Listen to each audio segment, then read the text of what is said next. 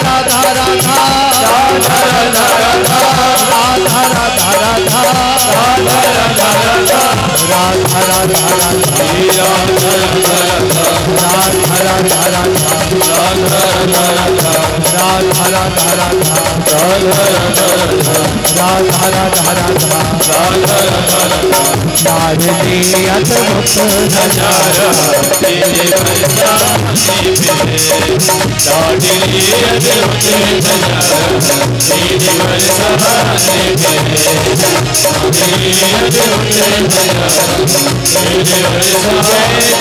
श्री राम जय जय श्री राधे। सबका आधार श्री राधा रानी।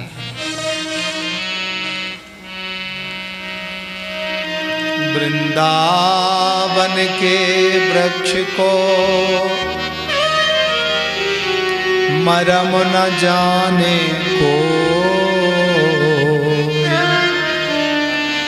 डाल पात फल फूल पर श्री राधे राधे हो। डाल पात फल फूल पर श्री राधे राधे हो। श्री राधा रानी के चरण कमलों का आश्रय जिसको मिल जाए,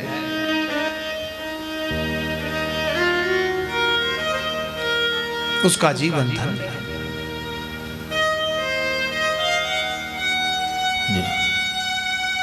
सबका आधार श्री किशोरी जी है और बरसाने में श्री राधा रानी साक्षात दिव्य करुणा कृपा करके दर्शन देती है। बरसाने वाले हमारे बाबा बैठे, जिनके हृदय में सेवा भाव है, श्री राधा रानी कृपा करती है, चरणों में रख लेती है।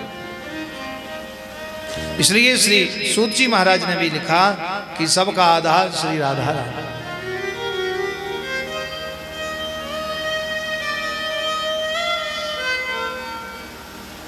श्री कृष्णाय वयम नमः। श्री राधा रानी के सहित श्री कृष्ण के पावन चरण कमलों में हम प्रणाम करते हैं, क्योंकि श्री कृष्ण राधा रानी के बिना एक श्वास भी नहीं जी सकते।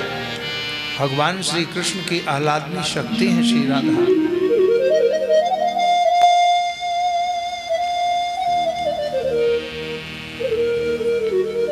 इसलिए भागवत में सर्वप्रथम श्री जी का नाम, श्री राधा रानी का नाम आया है। श्री राधा रानी ने सुखदेव जी को ब्रह्म संबंध कराया, भगवान से मिलाया, ब्रह्म से मिलाया। सच्चिदानंद रूपाय विश्वोत्पत्त्यादि हेतवे तापत्रय विनाशाय श्री कृष्णाय वयम नमः। हम सब मिलकर के भगवान श्री राधा रानी के सहित श्री कृष्ण के पावन चरण कमलों में प्रणाम करते हैं। बोलो राधा कृष्ण भगवान की जय। आगे नैमिषारण्य क्षेत्र में 88,000 ऋषि विराजमान हैं और भगवान की कथा श्रवण करने के लिए श्री सूत जी महाराज से प्रार्थना की है।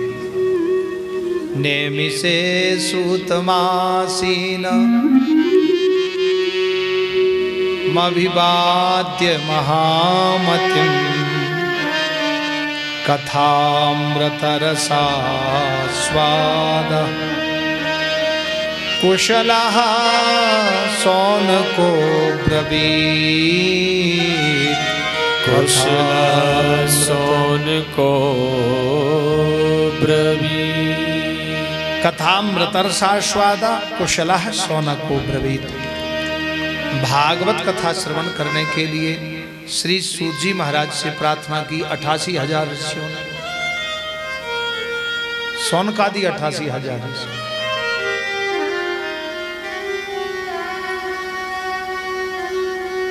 हे नाथ, आप ज्ञानियों में करोड़ों सूर्यों के समान हैं, तो आप हमारे अज्ञान रूपी अंधकार को दूर कीजिए और ज्ञान रूपी प्रकाश हमें प्रदान कीजिए। इस प्रकार भगवान श्री हरि के चरणों में वंदन किया तो श्री रोमहर्षण पुत्र उग्र श्रवा, रोमहर्षण के पुत्र ही श्री सूत जी महाराज जिन्होंने भागवत कथा पूर्ण श्रवण कराई। सतयुग की बात, नैमिषारण्य क्षेत्र में भगवान की कथा हुई। अब किसी ने विचार किया कि नैमिषारण्य में ही क्यों हुई? भगवान की कथा वृंदावन में होती, हरिद्वार होती, अयोध्या जी होती, नैमिषारण्य में क्यों? तो बोले प्रत्येक युग का तीर्थ प्रधान है। सतयुग का तीर्थ है नैमिषारण्य और त्रेता का तीर्थ है तीर्थराज पुष्कर और द्वापर का तीर्थ है कुरुक्षेत्र। भगवान श्री कृष्ण बंधु बांधवों के साथ द्वारिकापुरी से कुरुक्षेत्र आए थे सूर्य ग्रहण के अवसर पे। तो सूर्य ग्रहण पे बहुत भीड़ होती है कुरुक्षेत्र में, ब्रह्म सरोवर में। वो भगवान ने द्वापर में तीर्थ में वहाँ पूजा की। तो द्वापर का तीर्थ है कुरुक्षेत्र और त्रेता का तीर्थ है हरिद्वार वृंदावन। बद्रीनाथ सतयुग का तीर्थ, लेकिन सतयुग में भी आज यहाँ विद्यमान वो शक्ति है। कितना भी हारा थका आदमी आवे, कहीं से भी आवे, दिल्ली से, बंबई से, हरियाणा से, वृंदावन से, कहीं से, यहाँ बस आ जाए, आने के बाद फिर वो बीमार नहीं हो सकता, बिल्कुल स्वस्थ रहेगा। इतनी शक्ति यहाँ के परमाणु में। और तप्त कुंड में एक बार स्नान कर, तो बद्री विशाल की कृपा। हमारे डॉक्टर साहब कहाँ गए? बैठे हैं। हाँ, उषा जी नहाई तप्त कुंड में, थकान दूर हो गई। उससे पहले चक्कर आ रहे थे बहुत ज्यादा, बता रही थी महाराज जी बहुत चक्कर आए, बेहोश हो गई। तप्त कुंड में गोता लगाया, बिल्कुल ठीक हो गई। कथा सुन रही, देखो बैठ। हमारी सुषमा जी आई, सुषमा जी को भी साथ में थे, तो थोड़ा सा ऐसा हो रहा था, चक्कर सा आ रहा था। हमने कहा चलो बद्रीनाथ जी सब ठीक करेंगे, वो उन्होंने ही तो बुलाया सब। और जैसे यहाँ आए थोड़ा सा जल वल पिया, बिल्कुल ठीक है, देखो कथा सुन रही। सब यहाँ बहुत पावरफुल एनर्जी, इतनी दिव्य एनर्जी है, इतनी शक्ति है, ऊर्जा है। यहाँ बैठ के आप एक माला जपो, 1000 माला के बराबर शक्ति मिल जाती है। इसलिए विशुद्ध भाव लेकर के यहाँ आके अपने विशुद्धता से भजन करें। जिस तरह से जैसा भगवान का प्रसाद मिले उसको पाया, 1000 गुनी शक्ति मिलती है। और ध्यान रहे, यदि आपने किसी को गाली दे दी तो 1000 गुना उसका फल है। एक माला जपी तो 1000 गुना फल है, और एक यदि किसी को गलत बोल दिया तो उसका भी 1000 गुना फल है। इसलिए अच्छा अच्छा बोलो, अच्छा अच्छा करो, यहाँ से अच्छाई लेके जाना है। बुराइयाँ तो हम अपने घरों में भी करते हैं, इसलिए यहाँ की अच्छाई हमें घर में भी अच्छाई फैलाना है। हम अच्छे के लिए तुम आए। कई तरह के भाव आते हैं सबके मन में, क्योंकि ये मन का स्वभाव है, तुम्हारी बात नहीं है, सबका है। संकल्प विकल्पात्मकम मना। भगवान श्री कृष्ण से अर्जुन ने यही तो बात कही थी। भगवान ने कहा अर्जुन तुम मेरा भजन करो, तस्मात् सर्वेषु कालेषु मां मनुस्मरेयुध्य च, सभी कालों में मेरा स्मरण करो। मय्यर्पित मनोबुद्धि, मुझ में ही अब बुद्धि को लगाओ और मन को लगा लो।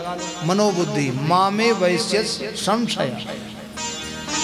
अर्जुन बोले महाराज हम भजन तो करना चाहते हैं, आपका ही भजन करना चाहते हैं, लेकिन ये मन बड़ा चंचल है, भजन होता ही नहीं।